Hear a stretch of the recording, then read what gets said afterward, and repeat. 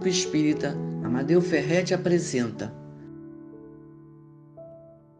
a palestra sobre o Evangelho segundo o Espiritismo, capítulo 25º, Buscai e Achareis, pelo expositor Luiz Cláudio, do Centro Espírita Isaac Lima.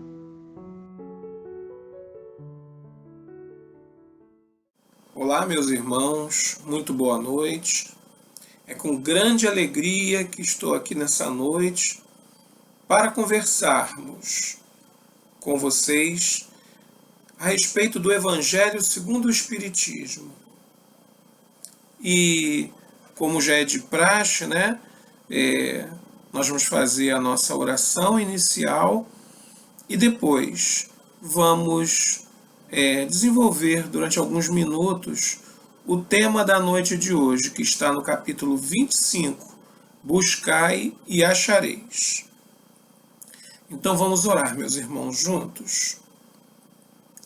Querido Senhor Deus, nosso Pai, é com grande alegria que estamos aqui e te agradecemos profundamente pela oportunidade que nós estamos recebendo nessa noite de hoje, de podermos refletir a respeito dos ensinamentos contidos no Evangelho segundo o Espiritismo.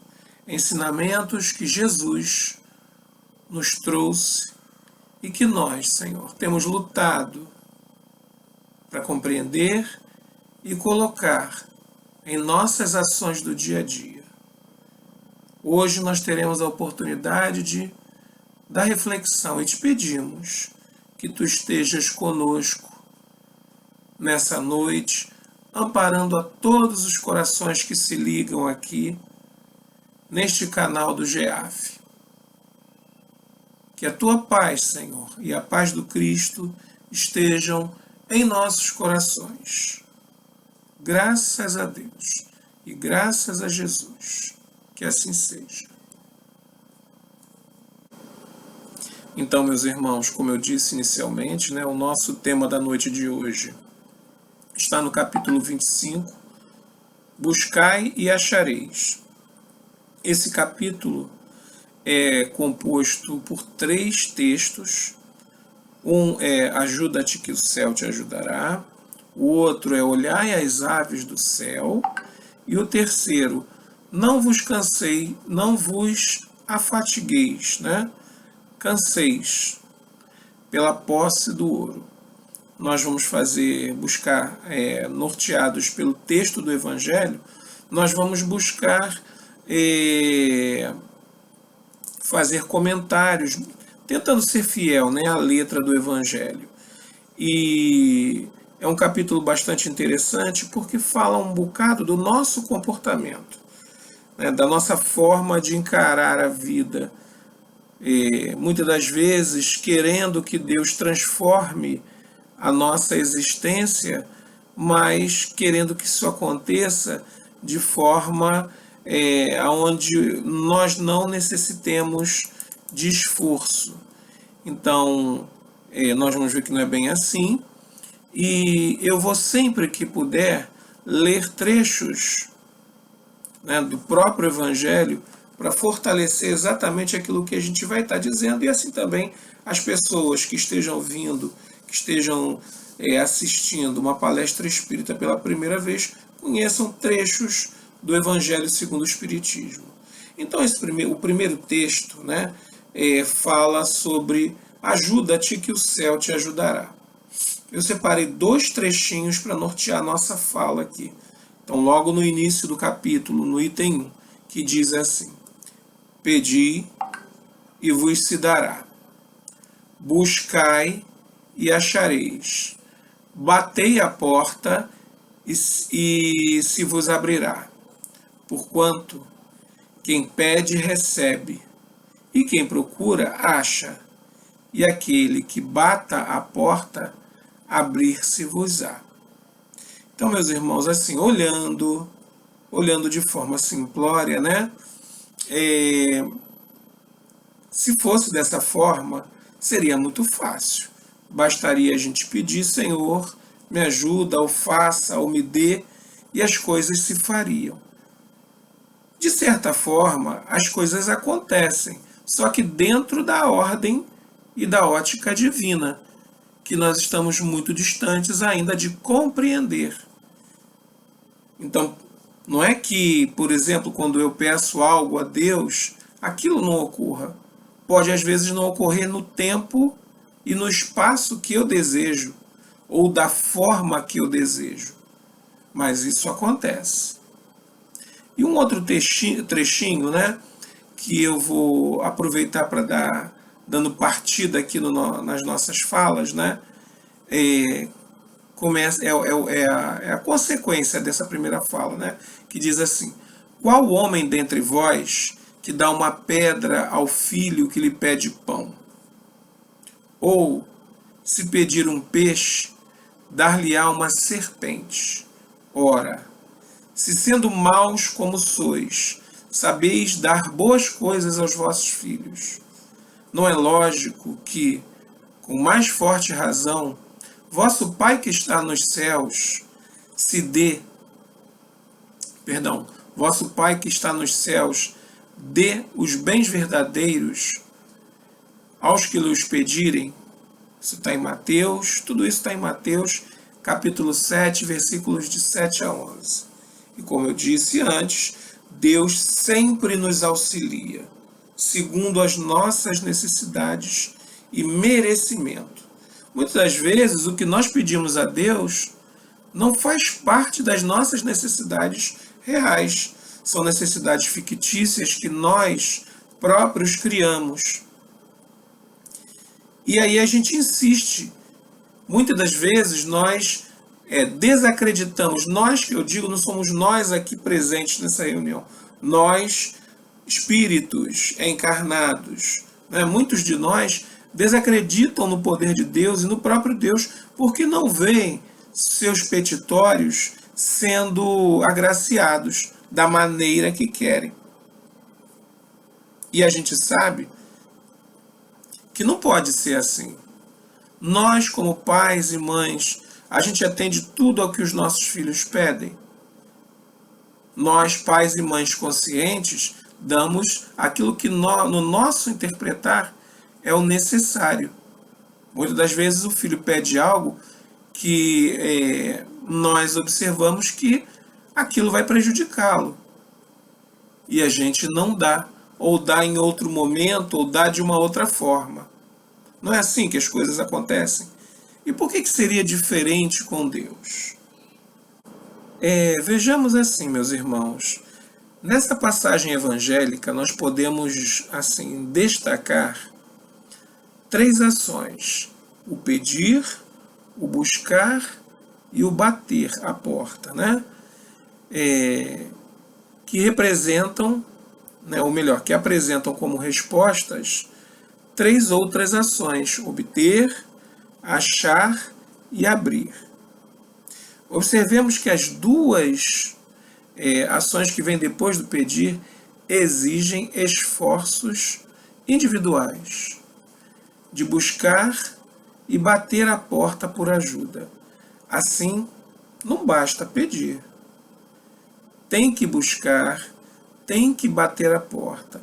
Ou seja, exige de nós uma ação de mobilidade. Não simplesmente aquela ação, né, daquele que espera tudo que venha às suas mãos. Senhor, dá-me isso, dá-me aquilo, preciso de tal coisa. Mas o que fazemos para que tal coisa, ou os nossos petitórios, sejam atendidos, né, da melhor forma possível pelo Senhor? Muitas das vezes, nós não nos colocamos em condição de receber, porque nada fazemos além de pedir.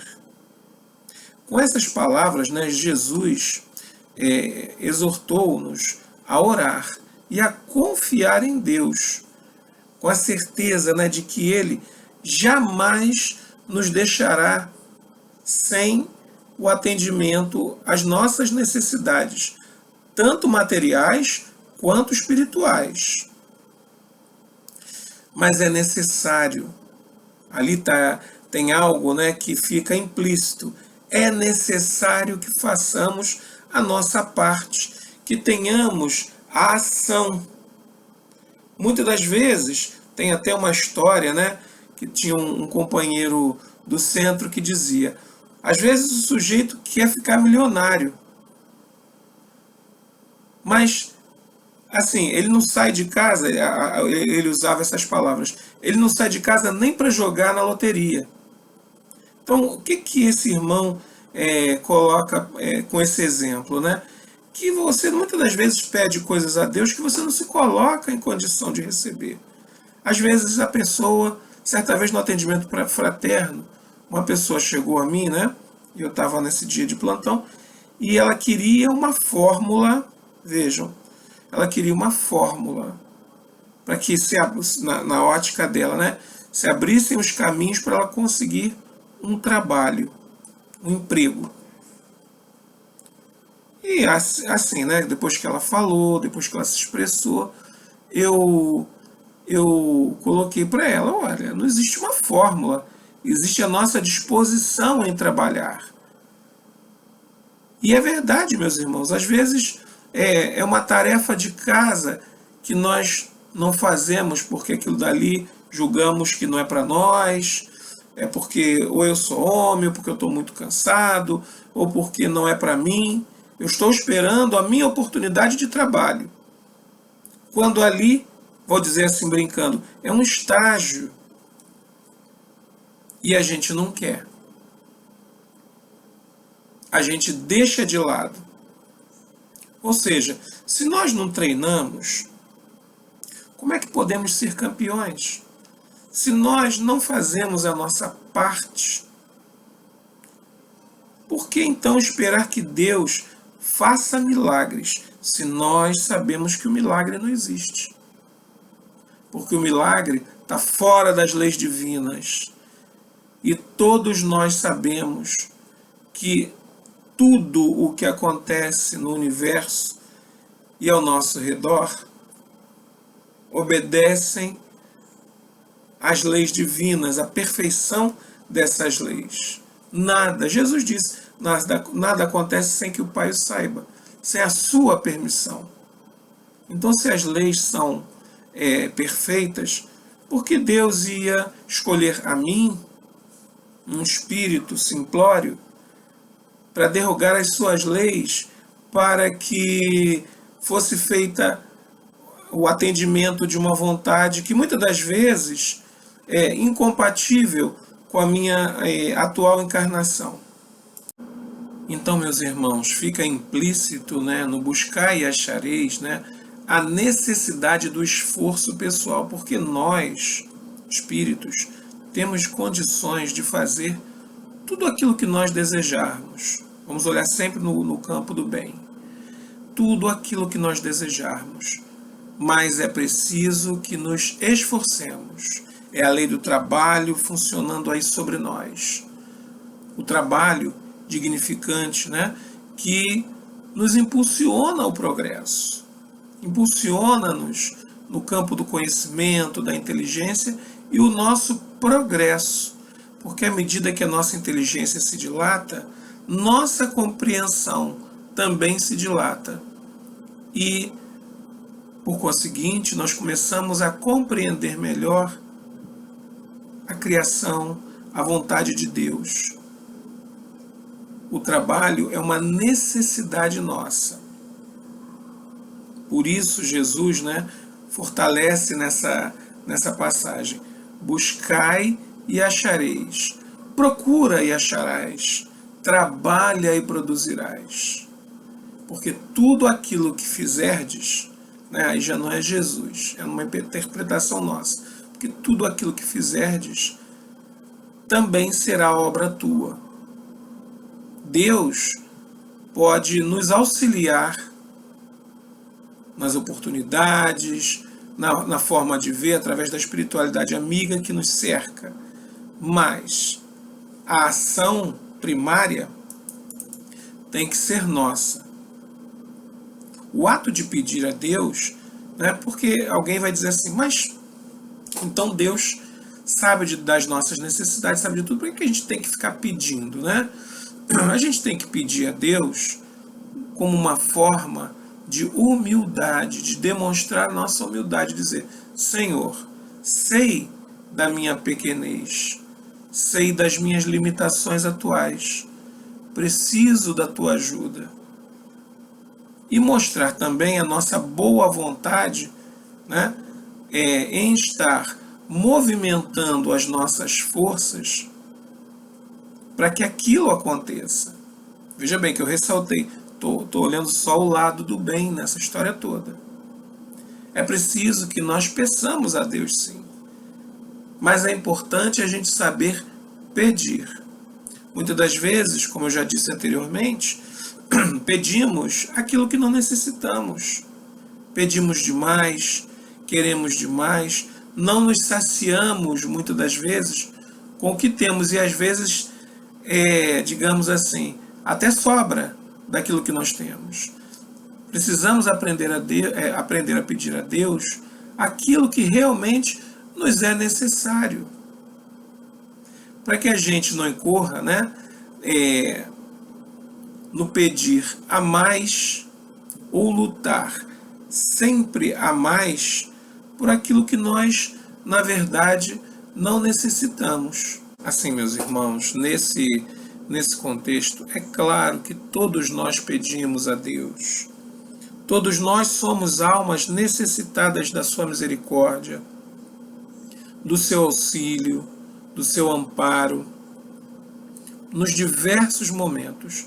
Então, é claro que é lícito pedir a Deus, pedir ajuda, pedir auxílio, solicitação para que em certas situações possam acontecer do jeito que a gente precisa, mas é necessário que saibamos pedir a Deus. Pedir aquilo que nos é necessário, tenhamos consciência daquilo que nós já temos e de que muitas das vezes o que nós pedimos faz parte de um supérfluo. Nós vemos um exemplo, né, disso na nossa atual sociedade, né, onde muitos não têm nada e poucos têm mais do que o necessário para sobreviver. É o egoísmo, é a falta da humildade, é a falta do amor que provoca toda essa desigualdade. Mas é lícito pedir a Deus, sim. A gente tem que saber como pedir, né, dentro desse parâmetro das nossas reais necessidades. E também não podemos esquecer de que, se a gente pede, a gente tem que se colocar em condição de estar recebendo. Que condição é essa? Trabalhando para que aquilo aconteça. Ah, mas eu morri e não aconteceu nessa vida. É porque não era para aquele momento. Quem sabe num outro momento de existência carnal, né, aquela situação possa estar sendo contemplada, porque você, de certa forma, criou melhores condições para que aquilo acontecesse. O que a gente tem que deixar, né, bem claro que nós precisamos estar sintonizados com Deus. Nós temos que estar buscando compreender a dinâmica divina nas nossas vidas. A doutrina espírita é um excelente auxiliar, porque ela vem descortinar certos aspectos que para nós eram desconhecidos em outros momentos existenciais. Então ela vem descortinar. Mas é necessário que nós façamos a nossa parte. Lutemos. E que principalmente deixemos de lado um pouco os aspectos materiais da vida. Com isso não estou dizendo que a pessoa não tem que trabalhar para comer, né? Não tem direito a ter sua roupinha bonitinha, não é isso, ninguém está falando disso. Isso faz parte da nossa existência. Nós somos almas numa experiência material. Agora, a gente não pode estar fixado única e exclusivamente nessas coisas. Os nossos pedidos sejam somente, né, ligados a esse aspecto, né, da vida. Senhor, me ajuda a ter uma casa, um carro, aquela roupa, o sapato, a casa, né, na praia, o sítio. Isso não é ilícito, mas não pode ser o nosso único objetivo. Porque daqui a pouquinho a gente vai estar falando no próximo texto, né? Para que a gente quer juntar tanto tesouro aqui na terra, se quando a gente desencarna, isso fica tudo para cá? Volto a dizer, não é ilícito, não está errado, mas a gente tem que colocar, né, o nosso pensamento, a nossa mente voltados para a espiritualidade. É como diz no texto que vem a seguir: juntar tesouros no céu, né? A linguagem figurada que Jesus usa. No céu, na espiritualidade, através de quê? Das nossas ações, do desenvolvimento das qualidades que nós temos em nós, mas que ficam ali adormecidas por conta do nosso excessivo apego à materialidade.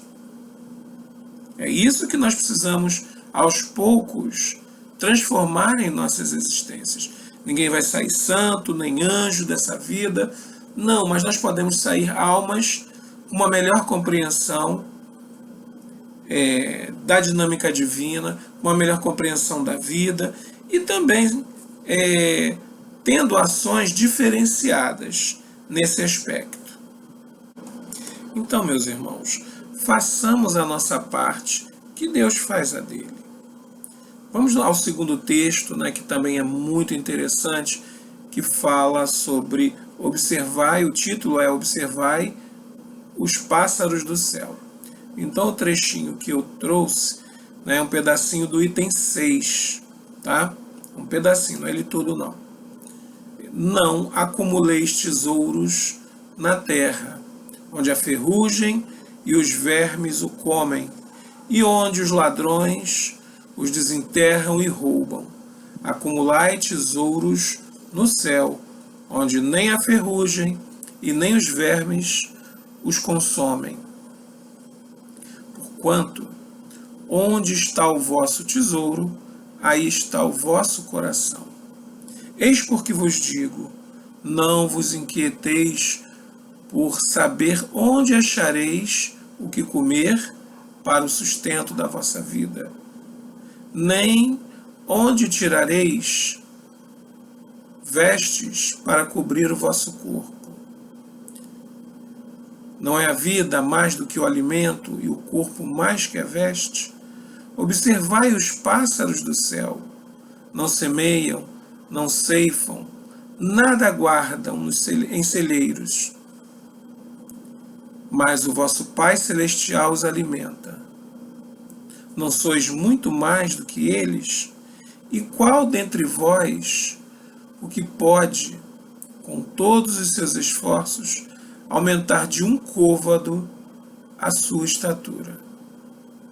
Por que também vos inquieteis pelo vestuário? Observai como crescem os lírios dos campos. Não trabalham e nem fiam.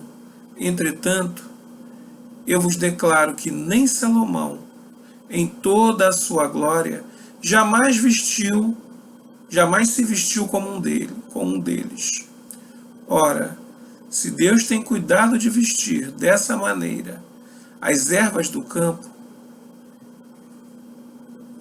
que existe hoje e amanhã será lançada à fornalha, quanto maior cuidado não terá em vos vestir, ó homens de pouca fé. Não vos inquieteis, pois, dizendo o que comeremos, ou o que beberemos, ou de que nos vestiremos, como fazem os pagãos que andam à procura de todas essas coisas. Porque vosso Pai sabe que tendes necessidade delas. Buscai primeiramente o reino de Deus e a sua justiça, e que todas as coisas vos serão dadas por acréscimo. Então a gente vê aqui, né, que Deus nos conhece e provê tudo aquilo de que nós necessitamos. Aqui Jesus faz comparações interessantes. Se Deus se preocupa com coisas tão pequeninas, tão frágeis e tão ínfimas, por que não se preocuparia conosco, seus filhos tão amados? Por que teria nos criado para sofrer? É claro que não. Só que nós, muitas das vezes, meus irmãos, vivemos preocupados e angustiados pela posse desse ouro, dessas vestes, desse alimento. E muitas das vezes sobra em nossas mesas, mas nós, com a nossa ganância, com a nossa maneira materialista de ver a vida, nos dedicamos às nossas existências encarnatórias à busca desses bens. E eu retorno a dizer algo que eu disse anteriormente. Não há nenhum pecado em nós trabalharmos, ganharmos honestamente o nosso dinheiro, fazer as nossas economias em comprar o nosso carro, a nossa casa, o nosso sítio, que seja. Só que nós não podemos, como ali está bem explícito no texto, nós não podemos ter unicamente isso como a nossa maior preocupação. E se nós não conquistamos, como eu já disse também, a gente não tem que desanimar ou desconfiar da providência divina. Nós somos filhos de Deus. Talvez essas palavras pareçam simplórias, mas elas são de grande importância. Nós somos filhos do Criador, de um Deus amoroso, soberanamente justo, bom, que nos conhece profundamente, porque foi Ele que nos criou. E nós somos mais e melhores de tudo aquilo que Jesus cita ali. Então, por que a gente às vezes vive tão preocupado, tão angustiado pela posse do ouro, se quando a gente se vai, esse ouro e tudo aquilo que nós acumulamos de bens terrenos não vai conosco, não vai pagar uma estadia melhor, uma condição espiritual melhor para nós. O que nos garante essa condição é o desenvolvimento daquilo que já está conosco, mas fica encoberto, para que nós sejamos os arqueólogos de nós próprios, tirando a poeira, tirando a lama e fazendo resplandecer como verdadeiras preciosidades as nossas virtudes. Às vezes nós vivemos existências presos a questões simplórias, a uma palavra que foi dita errada, a um comportamento que nos desagradou, a falta de um bem material. E deixamos de lado, de exercitar esse nosso melhor lado, buscando assim, de forma mais ampla, o amparo de Deus. Não é que Deus deixe de nos amparar, mas de que adianta um médico oferecer o remédio ao paciente e quando o remédio é colocado na boca, o paciente cospe fora? Esse remédio faz o efeito, meus irmãos? E Deus é aquele médico amoroso, paciente, tenaz, está sempre ali disposto a nos fornecer o medicamento. Melhor dizendo, a nos auxiliar a desenvolver o medicamento, a cura, para os nossos próprios males. Mas nós, como um paciente, né, rabugento, irritadiço, não queremos aquele medicamento. E deixamos de confiar no médico maior que é Deus. Nós precisamos viver uma vida mais equilibrada neste sentido. Eu acho que eu estou repetitivo, mas eu vou dizer, não está errado a gente fazer, porque nós vivemos uma vida material, a gente precisa comer, se vestir, então a gente tem que trabalhar, a gente precisa do sustento, a gente tem família, a gente tem filhos, tem esposa, tem marido, né? Hoje todo mundo trabalha, não é igual quando eu nasci, né, que a minha mãe não trabalhava, não, hoje todo mundo trabalha, com raríssimas exceções, todo mundo, né, tem uma atividade laboral e que traz recursos para casa. Às vezes, na própria casa, a pessoa, né, tem essa atividade. Isso não tem problema nenhum. O que a gente não pode é estar fixado nisso. A gente não pode estar preso a isso. Porque aí a gente vai cair, né, naquela recomendação, que é o terceiro texto, que a gente já vai fazer o comentário que Jesus faz. Não vos afatigueis pela posse do ouro. Ou seja, não vos canseis pela posse do ouro. Porque esse ouro que a gente tanto busca, que a gente tanto se prende, não vai conosco, eu repito. O que vai é aquilo que nós desenvolvemos de bom, é o bem que nós fizemos, né? A Madre Teresa de Calcutá, ela usa umas frases assim que são muito significativas, né? A pessoa não pode sair da nossa presença. É claro que nós precisamos desenvolver muito os nossos aspectos emocionais, né? No sentido de desenvolver as nossas qualidades. Mas a pessoa não pode sair da nossa presença sem se sentir melhor. É isso que vai fazer, é esse tipo de pensamento e comportamento que vai fazer com que nós cheguemos no mundo espiritual numa condição melhor, mais tranquilos, fazendo o processo de transição para a vida espiritual de forma mais tranquila e realmente vivendo sem estar preso às preocupações que nós sempre tivemos aqui no mundo enquanto estávamos encarnados. Então, meus irmãos, no terceiro texto, que fala não vos afatigueis ou afadigueis, né? Não vos canseis pela posse do ouro, eu separei o item 9, que é bem curtinho, e o item 10, para a gente ir finalizando os comentários do capítulo 25, que diz assim: não vos afadigueis por possuir o ouro ou a prata ou qualquer outra moeda em vosso bolso.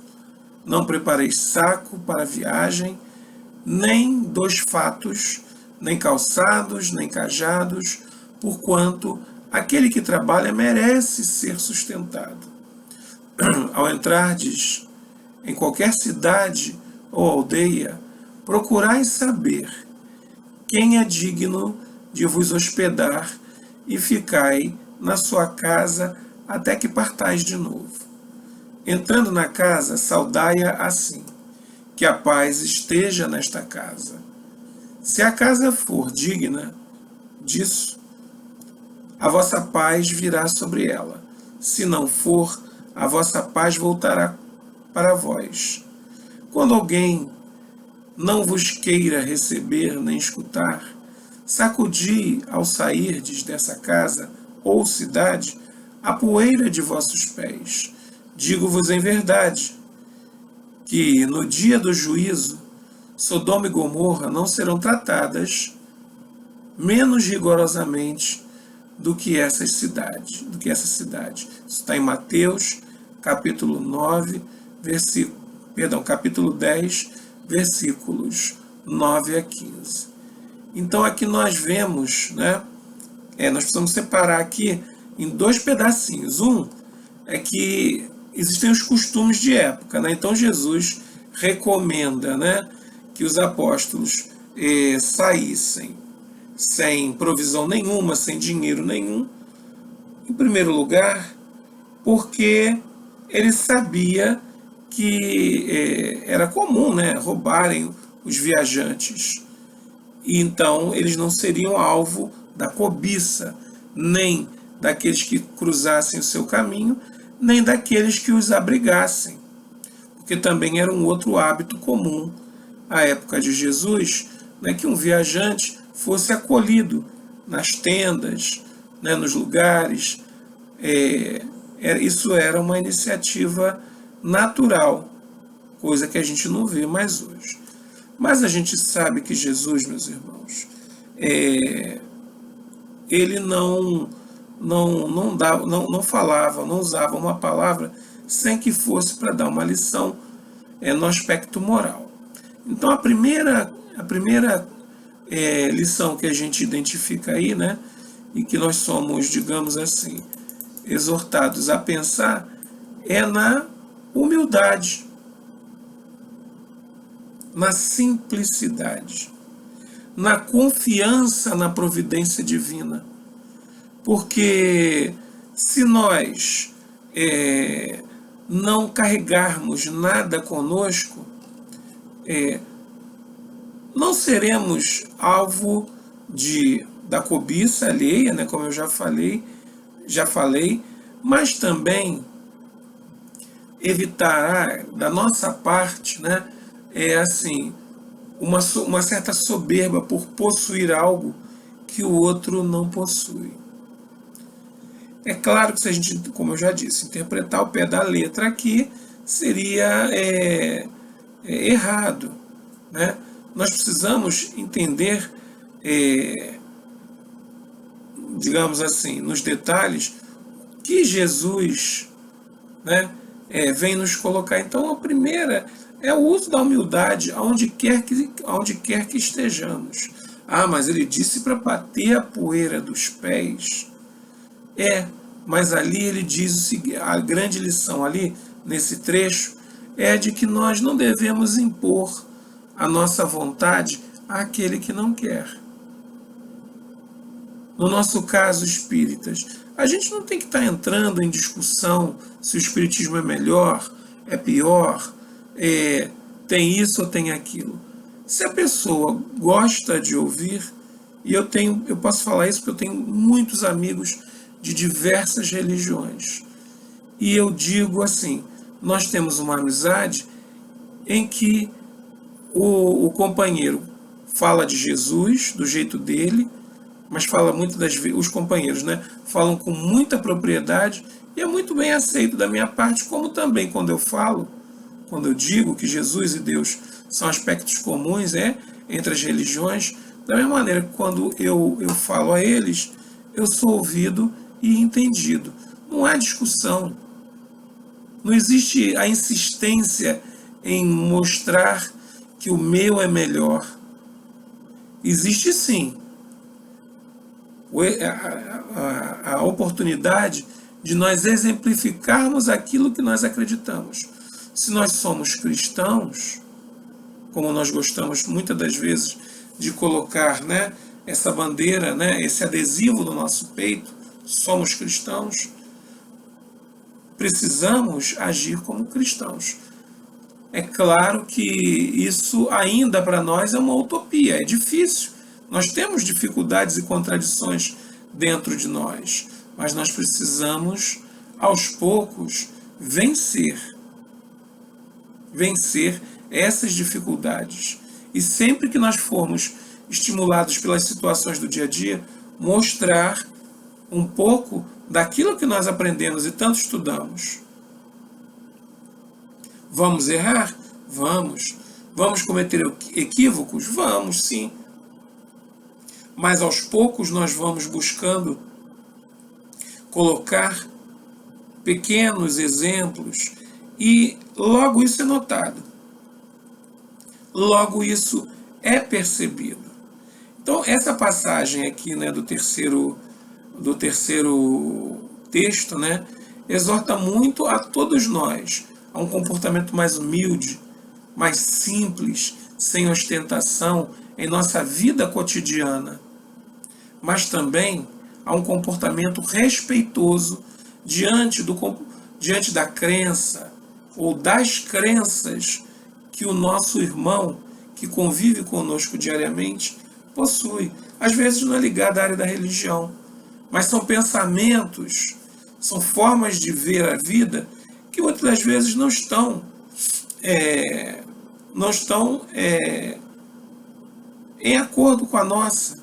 Mas por isso aquele companheiro ali tem que ser execrado, tem que ser xingado, tem que ser humilhado? Claro que não. Claro que não. O grande exemplo que Jesus nos traz, porque Jesus, meus irmãos, é amor. Jesus foi a alma, o espírito que mais exemplificou o amor. A sua doutrina pode ser classificada como a doutrina do amor. A doutrina da caridade, do exemplo, do amor ao próximo. E é preciso que nós nos inspiremos em Jesus para compreendermos aquilo que é transitório, que é momentâneo em nossas vidas, como é essa existência material. Já tivemos muitas outras, teremos outras pela frente. Elas são transitórias, são importantíssimas, ressalto.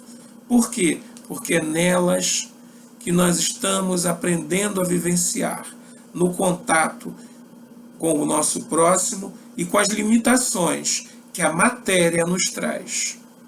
Com as limitações e seduções que a matéria nos busca nos impor.